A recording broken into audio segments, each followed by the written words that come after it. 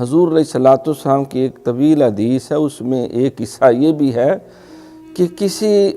انسان کی کتاب جو پڑھتا ہے، اس کی مجلس اور سنگت اور صحبت اختیار کرتا ہے،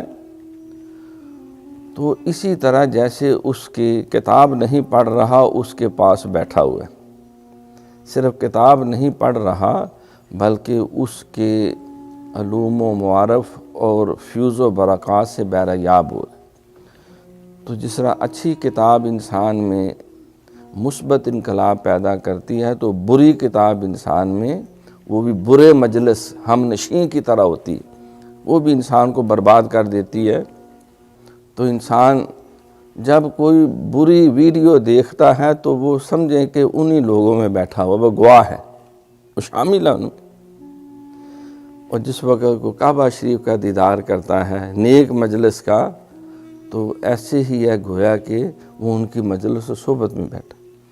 دیکھو نا، حضور علیہ الصلوۃ والسلام نے فرمایا جو قرآن پڑھتا ہے وہ اللہ کی صحبت اور مجلس سے فیض یاب ہوتا ہے۔ ایسے ہی ہے جیسے اللہ کی وہ بارگاہ میں حاضر ہے اور اس کی فیوز و برکات حاصل کر رہا ہے۔ جو سرکار پہ درود شریف پڑھتا ہے تو ایسی ہے جیسے روحانی طور پہ سرکار کی مجلس و صحبت۔ اللہ والوں کے ذکر خیر سے قرآن میں اللہ فرماتا ہے کہ ان رحمت اللہ قریب من المحسنین، اگر اللہ کی رحمت کے طلبگار ہو، خیر چاہتے ہو، تو جاؤ کسی نیک کی مجلس میں بیٹھو، کسی نیک کی کتاب پڑھو،